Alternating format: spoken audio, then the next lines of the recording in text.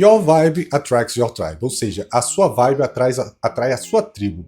Essa frase comum no mundo do desenvolvimento pessoal, ela carrega um significado profundo sobre como as nossas emoções, atitudes e comportamentos podem moldar as nossas relações sociais. Mas de onde vem essa ideia? E como é que isso pode influenciar a nossa vida? E é exatamente sobre isso que a gente vai falar no episódio de hoje, com uma participação muito especial da minha filha Thaís, minha pequena, que vai estar aqui me ajudando a mergulhar nesse tema. Meu nome é Bruno Ribeiro, eu sou coach, especialista no desenvolvimento da autodisciplina e eu tô aqui para te ajudar a construir os melhores hábitos para transformar sua vida, o seu foco, a sua produtividade. E obviamente, se você for novo por aqui, não deixe de assinar o canal para que você receba toda semana um conteúdo exclusivo que vai te ajudar a sair dessa zona de conforto, né, e trazer aquela energia que você precisa para parar de procrastinar e agir de verdade. E se você preferir, também pode pegar aqui as outras redes sociais que eu vou deixar aqui na descrição do episódio. E muito além de uma frase simples de efeito, né, o conceito que a gente traz aí da vibe e como ela atrai a sua tribo, sugere que quando a gente cultiva determinadas emoções ou mentalidades, a gente acaba atraindo para a nossa vida pessoas que compartilham dessas mesmas vibrações, dessas mesmas emoções, né? Mas isso não é uma questão meramente filosófica ou espiritual. A psicologia social e a neurociência, além de outras disciplinas, né, elas trazem aqui a energia que a gente emite molda as nossas interações sociais. A necessidade desse pertencimento, ela tem raízes na evolução humana, e a gente tem antropólogos e psicólogos evolucionistas que eles sugerem que essa cooperação social foi uma das chaves para a nossa sobrevivência, para a sobrevivência da nossa espécie.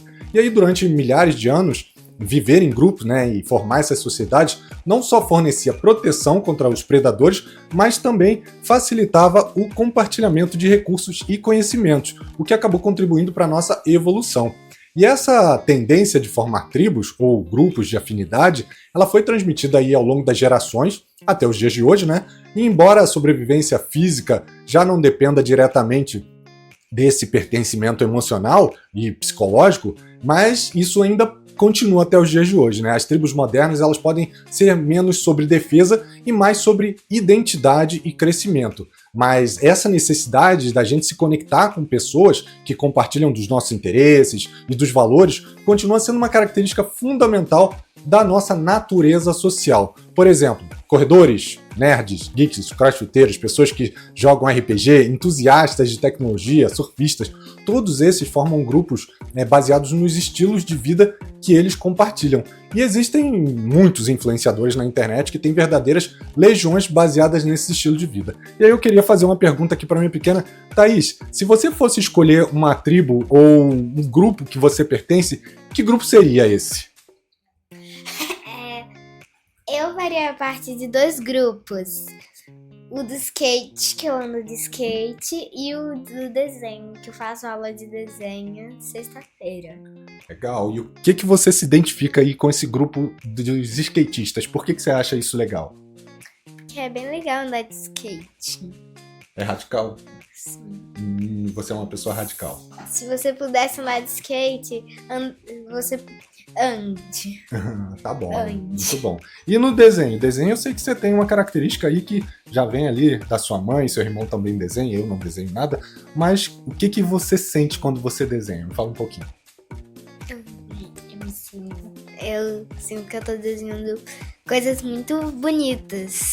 Você usa a sua criatividade? Sim, e que algum dia uma pessoa vai querer copiar de mim. Muito bom, muito legal. Que eu bom, quero isso te falar faz uma feliz? coisa. Pode falar.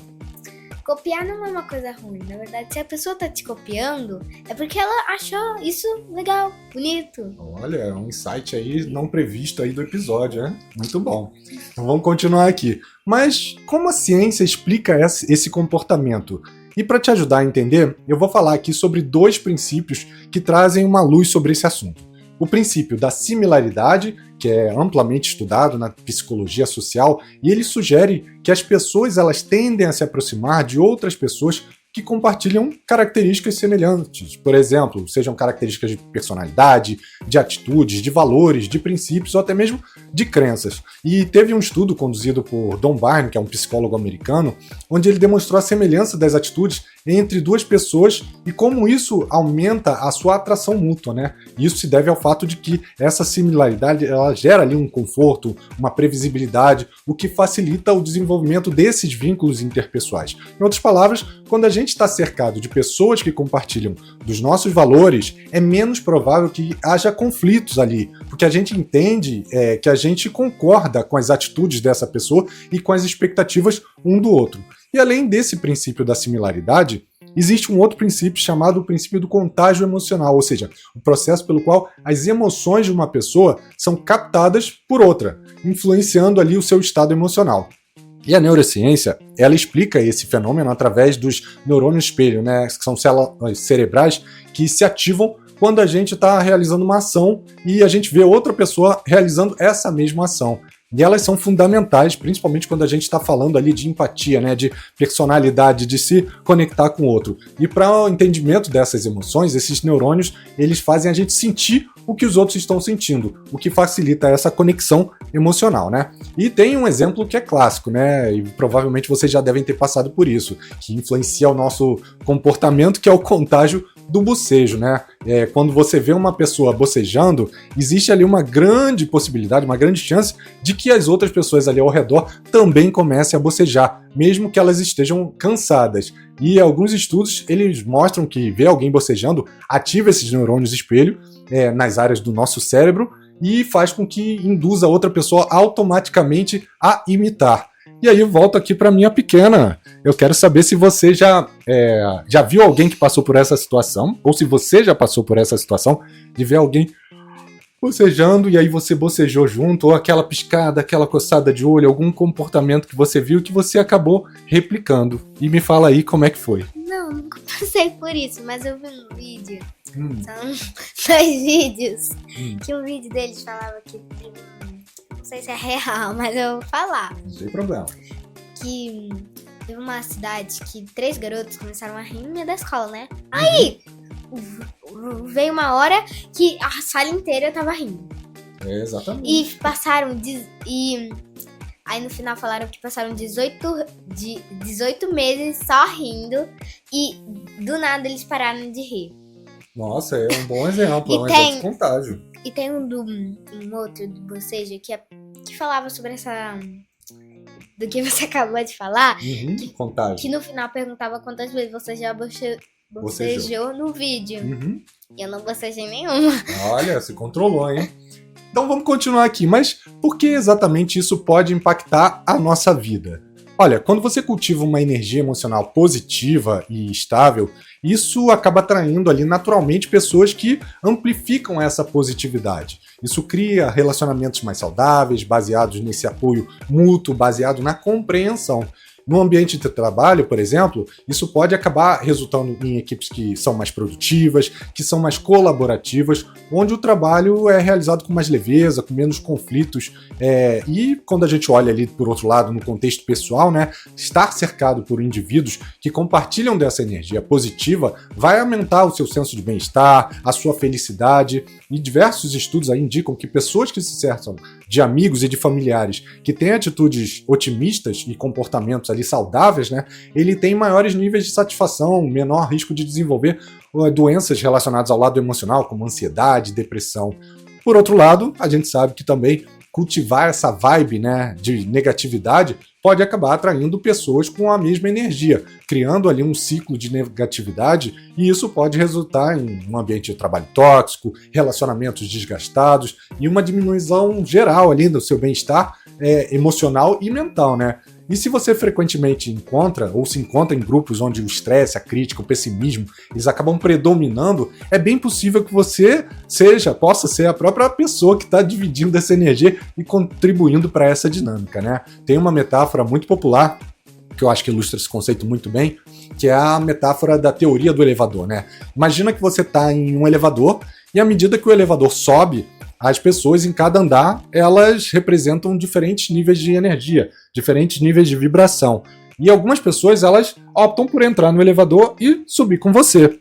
Por outro lado, existem algumas pessoas que não querem acompanhar a sua mudança e elas vão ficar do lado de fora. E essa metáfora, ela ajuda a gente a entender que à medida que a gente evolui, ou seja, a gente se torna mais positivo, mais confiante, mais empático, nem todo mundo vai querer continuar com você nessa jornada, né? E tudo bem, aqueles que não estão ali compartilhando dessa sua nova energia, eles não vão se juntar e vão se afastar, mas os outros, eles vão contribuir. E essa mudança é natural, ela faz parte do nosso processo de atrair a nossa tribo, né? E ele contribui também diretamente para o nosso desenvolvimento. E por falar em desenvolvimento, o que a gente pode fazer para que a gente mude a vibe e atraia as pessoas corretas, né? O primeiro passo é avaliar o seu ambiente. Faça uma revisão das pessoas com quem você passa mais tempo. Pergunte se essas pessoas elas estão contribuindo para a sua felicidade, para o seu crescimento, ou se elas estão drenando as suas emoções. Ajuste o seu diálogo interno, ou seja, estude o que está afetando diretamente como você se comporta, como você se conecta com os outros. Pratique substituir pensamentos negativos por declarações mais construtivas e positivas. Desenvolva atitudes de apoio, e aí existem diversas pesquisas que indicam que uma das chaves de um bom relacionamento, de um relacionamento saudável, é se concentrar em oferecer esse apoio e empatia de forma mútua, ao invés de ficar ali com críticas, com reclamações. E se tudo isso ainda não der certo, mude de tribo quando for necessário. Se você perceber que a sua tribo atual não está promovendo ali um crescimento ou um bem-estar, está na hora de trocar essa tribo e buscar aí novas conexões. Isso pode significar mudar de círculo social, procurar novas amizades ou até mesmo ajustar o seu ambiente de trabalho. E assim como a gente pode atrair pessoas positivas, a gente também pode ser puxado para ciclos de energia negativa. E para evitar esse cenário, tem duas ações aqui que você já pode fazer e implementar desde esse momento, né? A primeira é estabelecer limites. Não ter medo de estabelecer limites claros com pessoas que podem trazer ali aquela energia negativa. Isso vai te ajudar a preservar o seu bem-estar emocional e físico, e aprender a dizer não sem ter que justificar, né? Esse, inclusive, é até um bom tema que poderia virar um episódio aqui. E se você quer que eu fale mais sobre esse tema, deixa aqui no comentário como aprender a dizer não sem precisar se justificar. E comente, Thaís.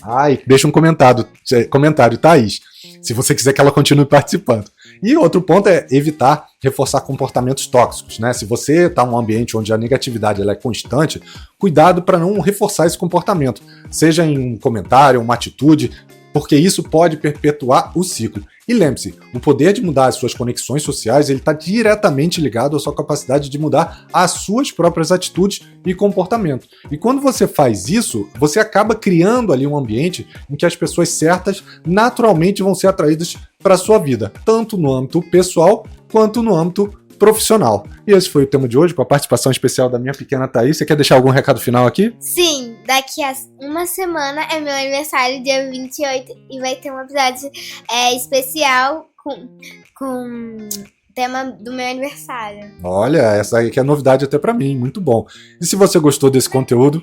Como é que você não sabe que semana que vem é meu aniversário? Que é seu aniversário, eu sabia. Eu não sabia que você ia estar agora participando assiduamente comigo aqui nos episódios, mas vai ser muito bom. E se você gostou desse episódio, compartilha, deixa seus comentários, deixa o seu review, e toda segunda você vai ter um episódio novo, talvez com a participação aqui da minha pequena e de outras pessoas, e eu espero que você tenha gostado. Não esquece de compartilhar esse episódio com pelo menos uma pessoa. Te vejo semana que vem, um abraço e até lá. E com a sua filha.